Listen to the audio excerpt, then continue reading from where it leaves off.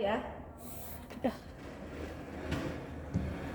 Baik, bismillahirrahmanirrahim. Assalamualaikum warahmatullahi wabarakatuh. Waalaikumsalam warahmatullahi wabarakatuh. Selamat siang Bu Ima. Selamat sore ya malahan ya. Iya, iya Bu. Selamat sore. Baik, sesuai dengan yang sudah kita rencanakan, hari ini kita akan ngobrol. Kemarin Bu Ima sudah mengisi dari lembar observasi atau wawancara, tapi menggunakan instrumen ya. Jadi Bu Ima ingin ngobrol hari ini, targetnya adalah bisa meningkatkan kualitas pembelajaran melalui penerapan pendekatan mendalam, kemudian menyusun perangkat ajar yang sesuai dengan kurikulum merdeka dengan pendekatan mendalam. Itu ya Bu ya? Oke, baik, kita mulai dulu. Jadi tujuannya untuk obrolan kita di siang menjelang sore hari ini itu ya. Nah, target utama yang ingin dicapai kurang lebih mungkin beberapa minggu ini apa? Dalam waktu dekat ini Bu, ini saya itu menyusun untuk modul pengajaran atau rencana pengajaran untuk meningkatkan kualitas dari pembelajaran bahasa Indonesia sendiri, dan juga saya juga menyusun modul ajar itu sesuai dengan pendekatan mendalam. Secara di sini saya ingin siswa itu menjadi seorang yang lebih kreatif dan inovatif dalam meningkatkan untuk pelajaran bahasa Indonesia. Oke. Target yang menjadi prioritas itu ya tadi ya. Kenapa itu menjadi target prioritasnya? Karena untuk pembelajaran itu kan pertama kali yang harus kita lakukan adalah perencanaan ya Bu. Jadi kalau kita sudah merencanakan sesuatu, kita itu pinginnya targetnya anak itu bisa melakukan pembelajaran sesuai dengan alur yang kita buat. Jadi apa yang kita inginkan sesuai dengan target yang ada pada pengajaran dengan pendekatan pendalam tersebut. Indikator keberhasilan yang ingin dicapai berarti apa nak? Indikatornya bahwa pembelajaran itu apakah sudah bermakna, menyenangkan, dan juga mendalam itu Bu. Oke. Sejauh ini mungkin yang sudah Bu Ima lakukan untuk mencapai target itu ada?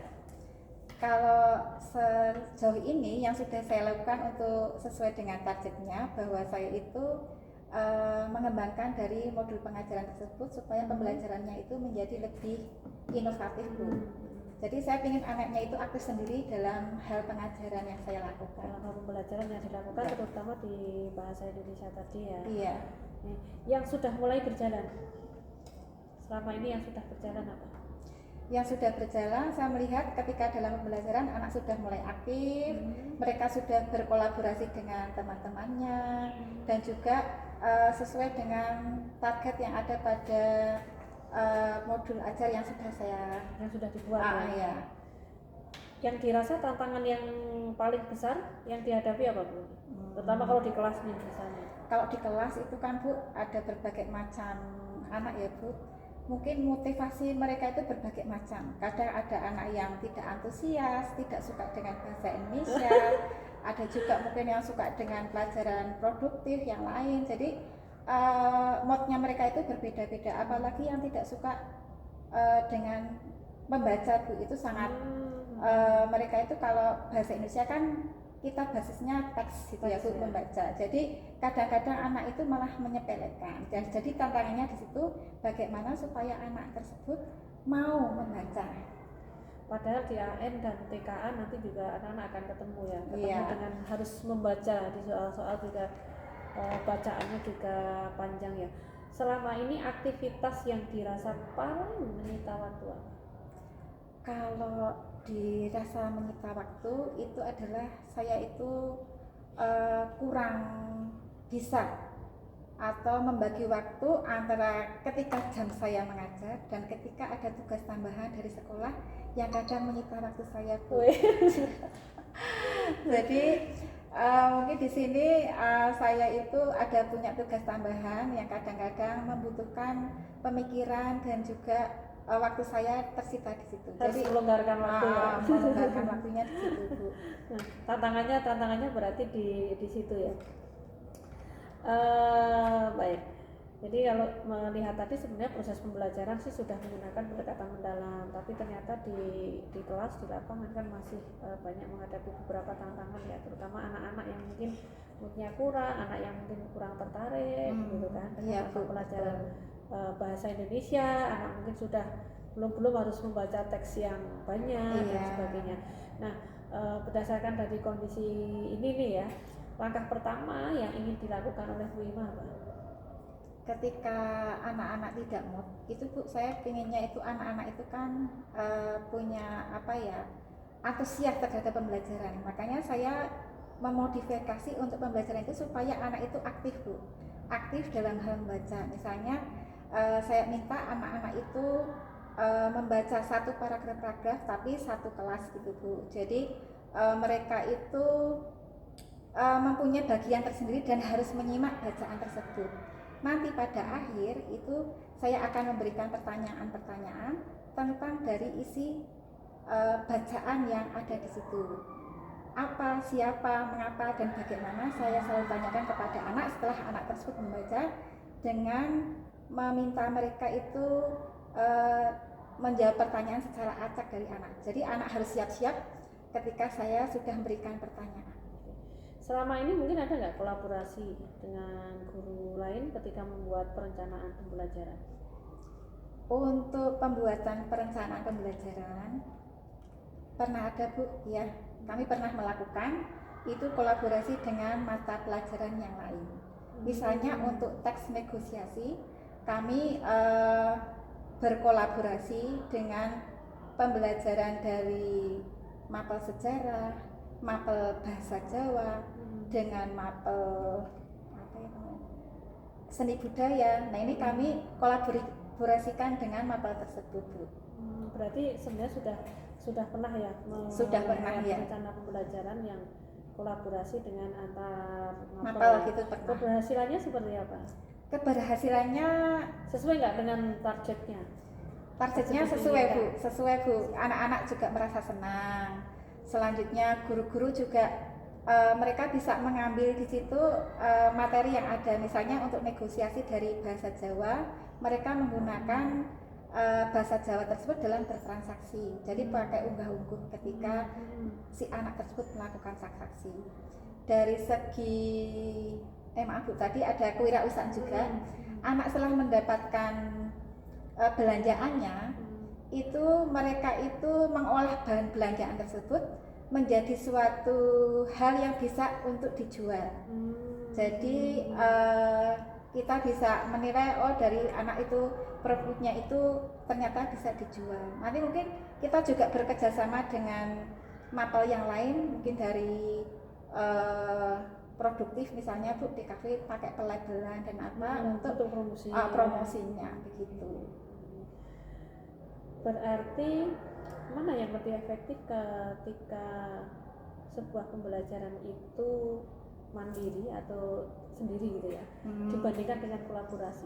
Kalau lebih efektifnya ya secara kolaboratif Bu, karena melibatkan semua banyak mapel gitu, guru dan juga anak-anak sepertinya lebih Bu, lebih enjoy dan lebih nyaman dengan hal yang dilakukan dari satu waktu, bisa menghasilkan beberapa hal yang bisa diambil dari situ. Nih ke depan kira-kira ada nggak niatan untuk berkolaborasi kembali? Ada Bu. Oh ada ya. Berarti langkah awal nanti yang akan dilakukan apa? Langkah awal nanti ketemu dengan guru-guru mapel yang mungkin bisa kita pada CP tertentu, kita nanti meminta mereka apakah bisa kami dari guru mapel bahasa Indonesia itu berkolaborasi dengan mapel yang ada di mata pelajaran Bapak atau Ibu dari mata pelajaran tersebut. Kalau misalnya iya, kami juga akan selanjutnya kami mencari lagi hal yang bisa nanti diambil dari mapel apa lagi yang bisa berkolaborasi dengan bahasa Indonesia tersebut. Berarti termasuk nanti di asesmennya juga sudah bisa kolaborasi atau asesmennya sendiri-sendiri? Kalau asesmennya selama ini kami masih sendiri-sendiri Bu. Karena mungkin dari hanya di pelaksanaannya kita berkolaborasi. Terintegrasi ya. Iya. hambatan yang mungkin muncul ketika menjalankan rencana ini apa? Hambatan yang mungkin muncul ketika menjalankan itu mungkin tantangannya waktu, Bu. Waktu secara untuk mengatur waktu jadwal itu mungkin membutuhkan waktu pembelajarannya ya, waktu KBM-nya. Iya, waktu pembelajaran itu mungkin kita memerlukan hal yang bisa antara guru A dan B itu klopnya di mana supaya nanti kita bisa saling mengunjungi atau saling bekerjasama dalam hal kolaborasi mapel tersebut. Terus ke depan kalau misalnya tadi hambatannya yang mungkin muncul adalah terkait dengan ketersediaan waktu ya. Nah, cara mengatasinya kayak apa nih gambarannya? Ini saya ada kendalanya waktu nih, tapi nanti saya akan membuat strategi untuk mengatasi hambatan itu. Jadi strateginya itu rencananya kami akan melihat Bapak Ibu punya waktu kapan saja. Nanti ketika mereka sudah mengelis waktu yang bisa apa saja, nanti kita sinkronkan padukan nanti waktu yang tepat itu seperti apa supaya anak dan guru mapel tersebut bisa satu padu untuk melaksanakan kolaborasi mapel tersebut. Oke, baik. Dari seluruh rencana tadi nih, tindakan yang benar-benar nanti mau dilakukan yang mana? Membuat RPP secara mandiri atau sudah mulai melangkah ke kolaborasi? Untuk saat ini hal-hal yang akan saya lakukan ya Bu, ini kami itu berkoordinasi dengan guru mapel. Selanjutnya setelah mereka baru kita membuat untuk modul ajar atau rencana pembelajaran yang berkolaborasi dengan mapel-mapel tersebut. Rencana mau dilaksanakan kapan ini? Minggu depan atau minggu depannya? Dalam waktu dekat ini karena kan proses pembelajarannya kan tetap terus ini ya. Iya. Ya Bu, jadi untuk pelaksanaannya nanti kami juga melihat dari CP yang ada di situ dulu Bu. Apakah ini CP-nya dianalisis apakah nanti cocoknya dari mana, apa dengan mapel apa. Nah ini kami akan menganalisis CP-nya dulu, baru nanti kita komunikasikan dengan guru mapel yang lain supaya apakah iya atau tidak sesuai dengan materi yang Bapak Ibu ajarkan. Kalau iya berarti kita mau berkolaborasi dengan mapel tersebut. Dukungan apa yang Bu Ima harapkan dari kebijakan sekolah? Kalau dukungan ya mungkin di sekolah harus ada kebijakan apa misalnya? Sekolah ada kebijakan untuk masalah di mapel bahasa Indonesia dulu ya Bu ya. Kalau kebijakan yang saya inginkan dari di sini bahwa dari pemerintah itu kan ingin untuk meningkatkan literasi dan numerasi ya Bu. Nah dari literasi ini saya ingin dari sekolah itu mendukung program literasi, misalnya dengan di hari apa itu melakukan 15 menit membaca bersama. Selanjutnya nanti setelah 15 menit membaca bersama sebelum pembelajaran itu anak itu diminta untuk menceritakan kembali apa yang mereka baca dari situ Bu. Jadi program literasi untuk meningkatkan kualitas pembelajaran dari bahasa Indonesia supaya anak itu ada greget sedikit untuk gemar membaca. Karena biasanya anak sekarang itu sukanya bukan membaca buku-buku atau apa Bu, tetapi status orang. Sama dengan gurunya. sama dengan gurunya. Iya Bu. Baik, nanti akan menjadi kebijakan. Kita sebenarnya kan sudah ada program yang jam ke 0 ya. Iya. Cuma mungkin belum maksimal. Jadi kalau tadi ada mix ada kolaborasi dari perpus itu mungkin lebih baik, dan mungkin ke depan juga kita bisa membuat pemantauannya monitoringnya biar benar-benar terpantau di programnya literasi numerasi ini nih. Oke, baik. Nah, rencana tadi kalau Bu Ima merasa kalau saya kasih ring ya, skala 1 sampai 10 berada di posisi mana realisasinya? Masih belum sempurna amat ya Bu. Saya kasih untuk pelaksanaan saya ini saya masih skala 7 Bu. Skala 7. Iya. dapat nggak meningkat lagi? Insya Allah ketika ada dukungan dari sekolah dan juga dari teman-teman untuk berkolaborasi, insya Allah bisa 8, 9, sampai 10 Bu. Iya. Oke, baik. Wawasan baru yang diperoleh dari percakapan siang hari ini apa Bu? Wawasan baru yang diperoleh dari percakapan tadi bahwa ketika saya punya program dari mata pelajaran bahasa Indonesia, itu sebaiknya kita itu dikolaborasikan dengan mata pelajaran lain supaya lebih bermakna Bu. Jadi anak-anak lebih antusias dalam menghadapi pelajaran tersebut. Mungkin anak-anak diajak jalan-jalan ke luar lokasi sekolah supaya bisa misalnya membuka wawasan mereka tentang ternyata pelajaran tidak hanya di bangku sekolah saja, tetapi bisa di luar, yang artinya mereka itu bisa melakukan pembelajaran di luar secara intinya secara kontekstual Bu, atau secara nyata. Benar-benar menerapkan prinsip dari pendekatan pembelajaran mendalam ya. Betul Bu. Karena kemudian berkesadaran, dan menggembirakan gitu.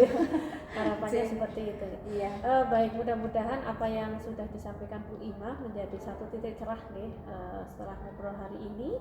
Nanti silahkan untuk bisa segera ditindaklanjuti dari hal mulai perencanaan di RPP yang kolaborasi dulu. Terus nanti mungkin minggu depan progresnya seperti apa mungkin kita bisa uploadkan lagi sehingga kita bisa menemukan solusi yang terbaik ya.